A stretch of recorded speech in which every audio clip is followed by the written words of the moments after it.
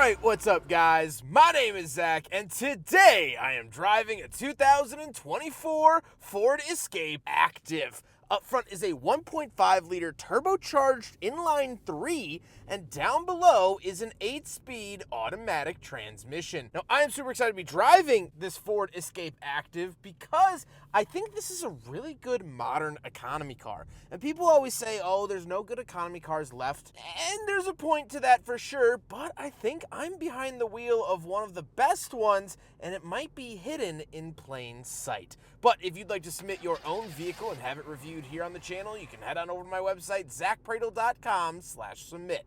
It's a quick and easy submission form. It takes under a minute to fill out, and I come out to you. And if you'd like to see all my videos weeks or sometimes months in advance, you can head on over to my Patreon for only $5 a month. But let's get back to that 1.5 liter Turbo 3 under the hood. Well, it's a pretty basic engine from Ford. And when I say basic, I don't mean in mechanical sense. I mean in the fact that they put it in some of their lower end, lighter application vehicles. This isn't going to climb Mount Everest or get you through the trenches of Normandy by any stretch of the imagination, but it makes 180 horsepower. It's a little Turbo 3, and it does the job. It's also found in the Ford Bronco Sport at its base level as well, which ended up actually sort of taking over for the Ford Escape. Paired to it is an 8-speed automatic transmission. I love that. I love that it's not a CVT. It shifts well, and it does the job as I would expect it to do.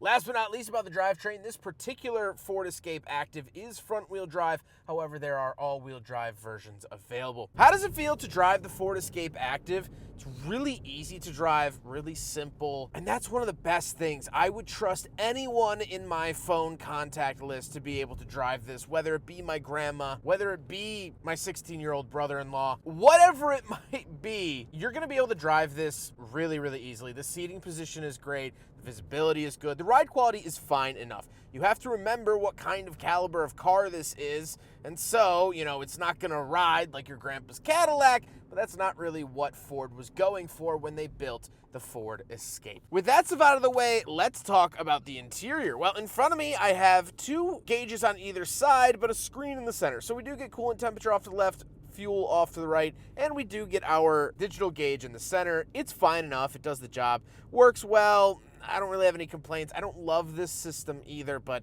it's here and I'm not going to complain about it. On the steering wheel on the left, we do have our cruise control settings as well as our volume and voice commands. And off to the right, we have our selectors for that gauge cluster screen as well as skip track and phone options. Off to the left, we do have a climate control vent. We have our headlight switch, tailgate release, and gauge dimmer switch. And moving under the door, we have lock and unlock, power mirrors, and power windows.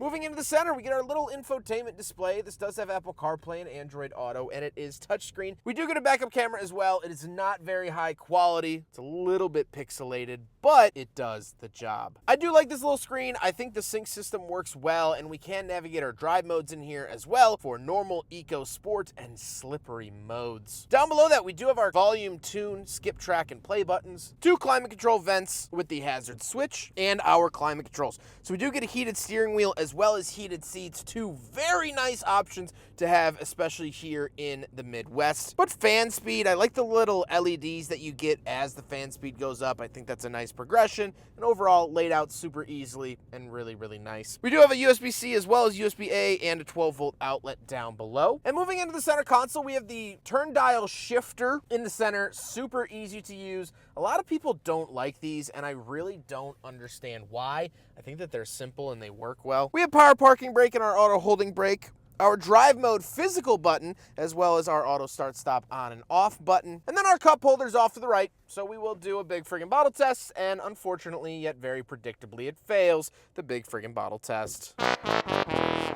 Then we do have a center console with nothing in it, and we have our cloth seats. They are heated, which is always my biggest draw to any kind of seat, and they're comfortable enough. They do the job. I'm sitting inside the Ford Escape, and that's all I can really ask for. However, speaking of seats, we do have back seats, so let's go do a back seat review. All right, stepping into the back of the Ford Escape Active from 2024, closing up the door here.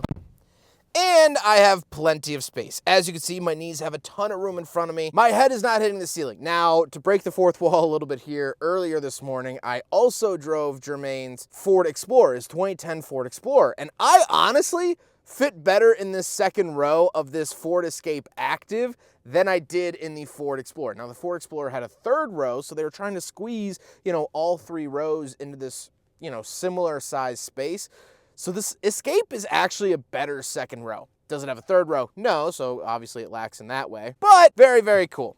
Down below here, we do have 2 climate control vents. We have 2 USB-Cs as well. Obviously, it is good enough for a kid's seat, and you do get a center console with 2 cup holders. Again, a great amount of space for a smaller family, or if you just drive your friends around, you're going to college, you're just out of college, starting your first job, you might have to drive a client or 2 to lunch. You can do that very, very comfortably here in the Escape, where the Ford Fiesta that this kind of took the place of, that you could not put anyone in the backseat of a Ford Fiesta, and no one would want to because that's rather embarrassing. So it's a lot more dignified backseat experience. It's not an awful backseat experience. I would say actually pretty good. My only critique would maybe be that these seats are a little bit hard. This also only has 3,000 miles on it, so maybe they'll get broken in over time by Jermaine and Laura's family, and maybe they'll get softer and cushier as time goes on. Who's to say? But that would be my only critique back here, which is not super common for compact SUVs. Let's hop into the very back. We'll take a quick look at the trunk and cargo space, and then we'll talk about the looks. All right, around the back of the Ford Escape, we do have a button under the C of Escape. We do have the power tailgate button. Absolutely love to see this power tailgate on a vehicle like this. And once we are back here, nothing crazy to write home about. We do have a 12-volt outlet. Very, very nice for inflatables and things like that, especially the tires. You can pull this up, and you do get a spare tire. Very, very nice. So if you ever do get a flat, you can inflate it with an inflator off of here, or obviously you do get a spare, which honestly is not super common anymore, at least not as common as it used to be. The Dodge Hornet, rest in peace, used to not come with a spare tire unless you paid $400 extra. So very, very nice to see that around the back of the Ford Escape. One button up here, push it right back down, smooth, calm, and collected, and what I would expect out of a modern car. Now we gotta talk about the looks, and I really like the look of this generation of Ford Escape. I think it's sculpted really well. I think it's handsome. It is a pretty stark departure from what the Escape started out as, this little rugged off-roader in the early 2000s. Now it's a very soft on-roader, but I overall like the look of it. I think it still looks and feels modern, which is very, very nice, and what I would look for when buying a used vehicle, and an economy one at that. So with all of that being said, let's get on to my final thoughts. What do I think driving the Ford Escape Active? Well, I don't have any grandiose big scheme or talking point here today. This is a very simple and straightforward vehicle, and that's what I would want out of a car like this. I think this is one of the best modern economy cars, because let's break down what an economy car should be. First and foremost, economy cars should be affordable, and these are. Given the relative market, the owner purchased this for the low 20s. That's a pretty good deal, again, considering the modern market. So that's good there. An economy car should also be somewhat stripped of features, not because the person behind the wheel should struggle, but because that helps keep the cost down. And so in here, I have the heated seat and heated steering wheel, but that is literally the only nice feature that other cars might not have. Every car is legally required to have a backup camera, and because of that, now every car is legally required to have a screen in it, and so you're gonna have Apple CarPlay and Android Auto no matter what. There's very few cars these days that don't have that, unless you're looking at GM EVs, which is the dumb decision. This has very, very basic necessity things, and I also think the economy car should follow that era. It should be an economy car within the confines of what's going on at the car market at that time.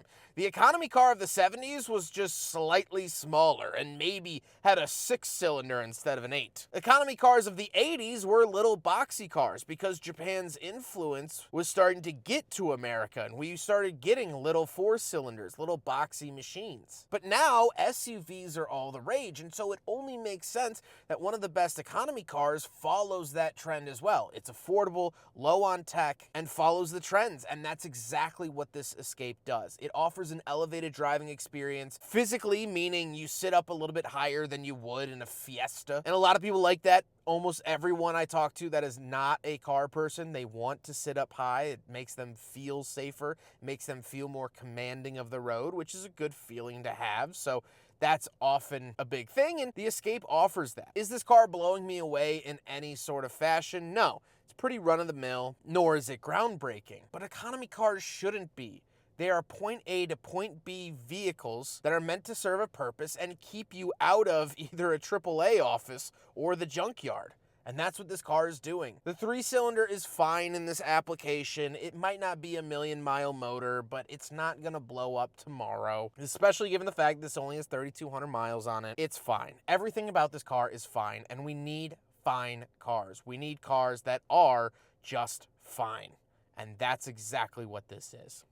I hope you guys enjoyed the video. Huge thank you to Laura and Jermaine for letting me borrow their Ford Escape for today's video. They are absolutely wonderful. I have reviewed so many of their cars in the past. This is their latest edition, and it is their newest vehicle. So unfortunately, I might not see them for a little while, since they might actually hold on to this, as I think it will treat them well. But huge thank you to Laura and Jermaine. But I hope you guys enjoyed the video. Don't forget to rate the video, comment on the video, and subscribe if you really liked it. Take care, guys.